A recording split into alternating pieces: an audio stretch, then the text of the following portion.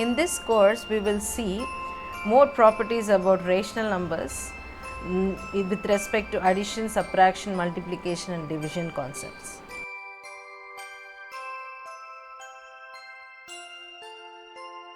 So let us learn about this identity property now. Previously we have discussed about the remaining properties. In this session we will be learning about identity properties. So first thing, under addition, identity property. When do you call it as additive identity? When the additive identity is added to any rational number, or any rational number is added to additive identity, the rational number remains the same. Say for instance, you add a by b plus 0, it will become a by b. You add 0 plus a by b, it is still a by b. Example, 2 by 3 plus what should be 2 by 3? 0. But if you add 0 plus 2 by 3 also, it is 2 by 3, it's still the same. That's why, therefore, additive identity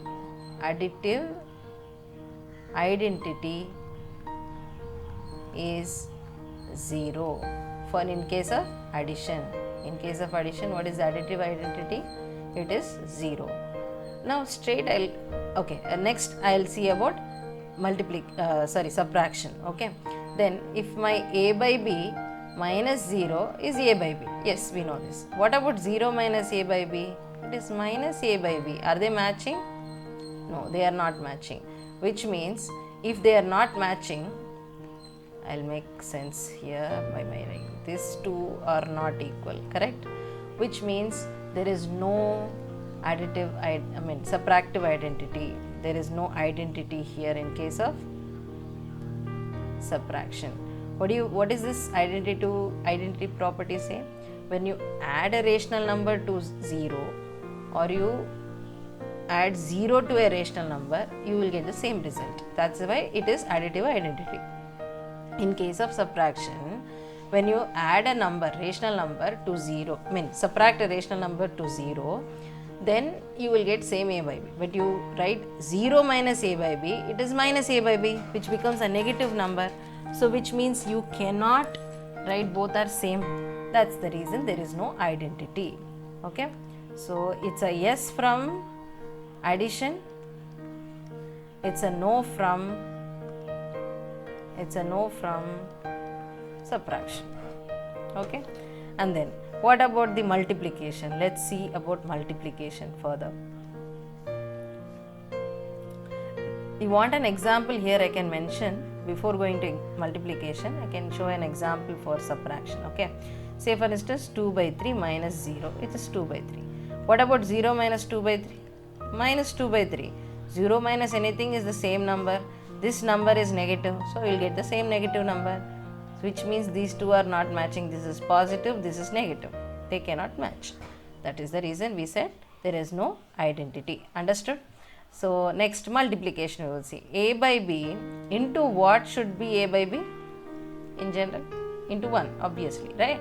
So 1 into a by b is also a by b. I can say one more example here. Say 2 by 3 into 1 is 2 by 3. 1 into 2 by 3 is also still 2 by 3. So there is multiplicative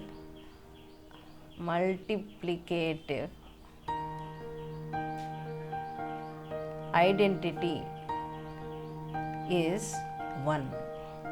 So additive identity is 0. Multiplicative identity is 1. How to remember, ma'am? It's confusing. So only one thing you have to remember. What you should add to a number so that you get the same number. In case of addition, it should be 0. So that nothing changes. In case of multiplication, it should not change. It cannot be 0. See, if I write 2 by 3 into 0, what will happen? It becomes 0. Turns to 0. That cannot happen. That's not what we are talking about, isn't it? So it should be 1. 1 into any number, a number into any number into 1, it should be same number itself, isn't it? That is the reason we have to consider this way. Okay, so there is a big yes from multiplication. So yes, it is multiplication. Identity is obeyed by multiplication process. Let's see division now. A by b divided by 0 will be a by b. 0 divided by a by b, I'm really sorry. A by b divided by 0, as I told already, it cannot be not defined, isn't it? And then 0 divided by a by b is a 0. Both are two different things. This is not defined condition. They are not matching. No identity here also. Okay. Say for instance example, so 2 by 0, 0 by 2. Like we discussed in the last session about 2 by 0, 0 by 2 condition, isn't it? If this is the case, here it is not defined, and this is the case, it is 0. They are not matching. So there is no identity. That's a big no from division as well. Usually remember this thing, that whenever it is a no from subtraction, it will be usually a no from division also, because division is of course repeated subtraction, so you should be aware of it a little bit. Okay.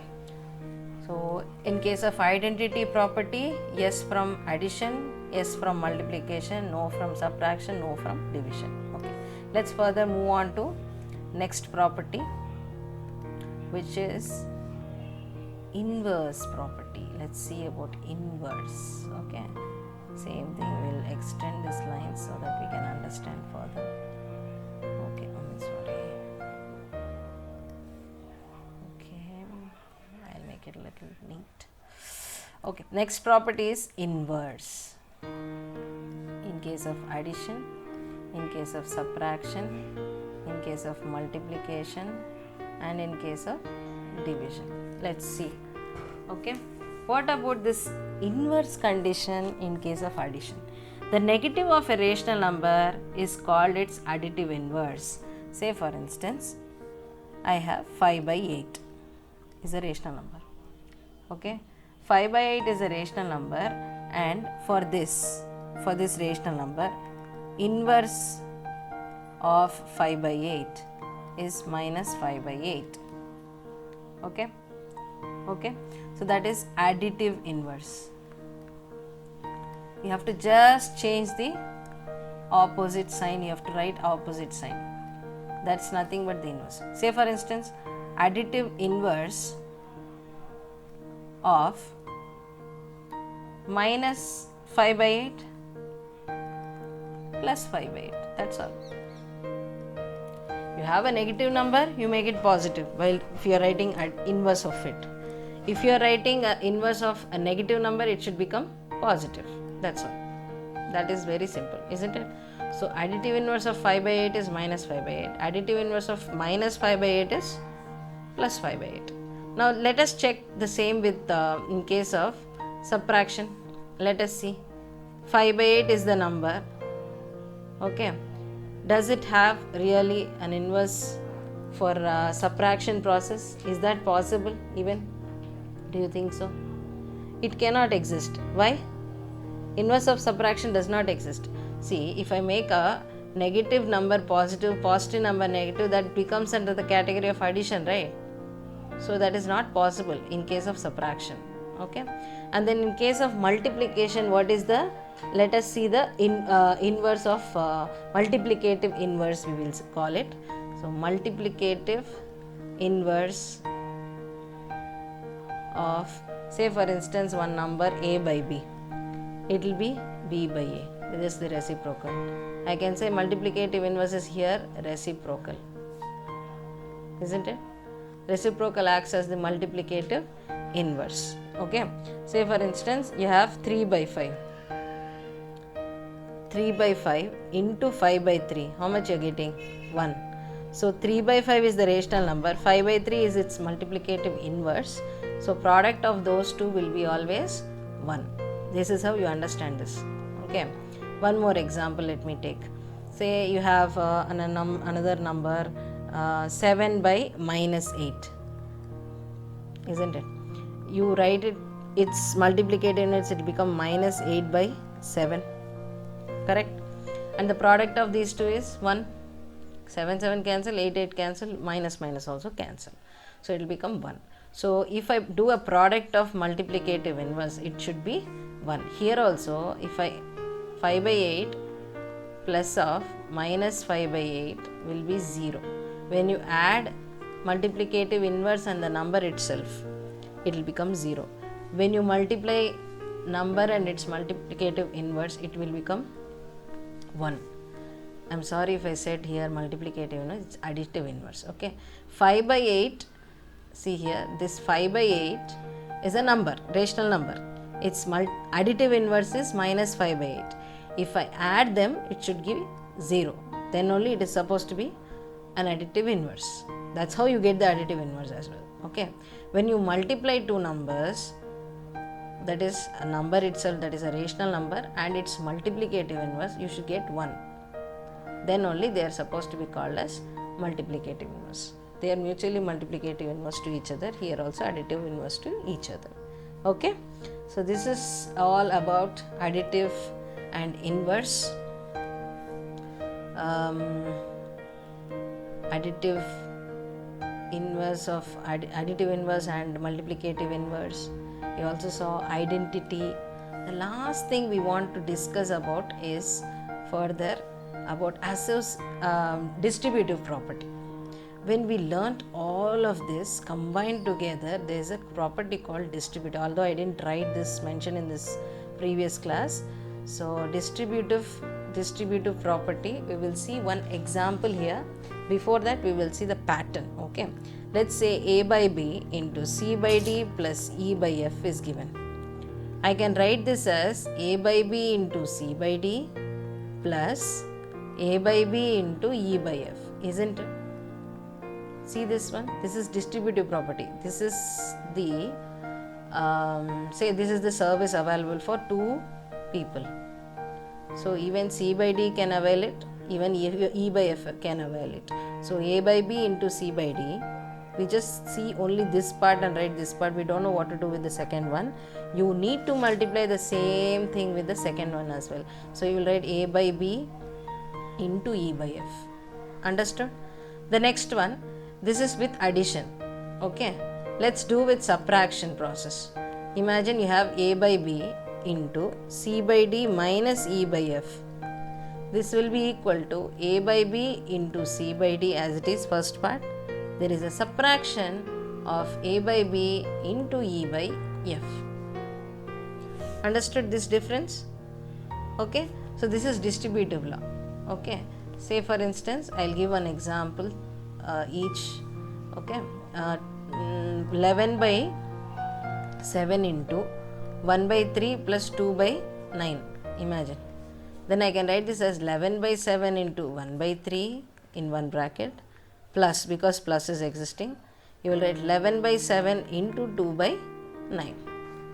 And what about 11 by 7 into 1 by 3 minus 2 by 9? I can write this as 11 by 7 into 1 by 3 minus 11 by 7 into 2 by 9. How am I writing this? This into this into this here, this into this into this here. Okay, see, first part is multiplied with 11 by 7, so 11 by 7 into 1 by 3. Second part is multiplied, so 11 by 7 into 2 by 9. Here 11 by 7 into first part, that is 1 by 3 as it is.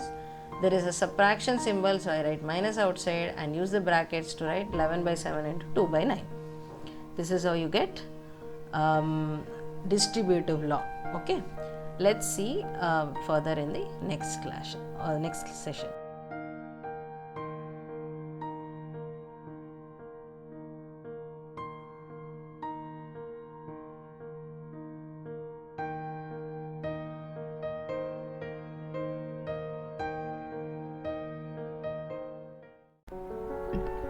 Namaste, welcome to Atharva Nava. I am Sirisha and I teach mathematics and physics for CBSE, ICSE and IGCSE grade 6 to 10. To follow my classes, kindly subscribe to Atharva Nava, hit the bell icon for further notifications on different topics.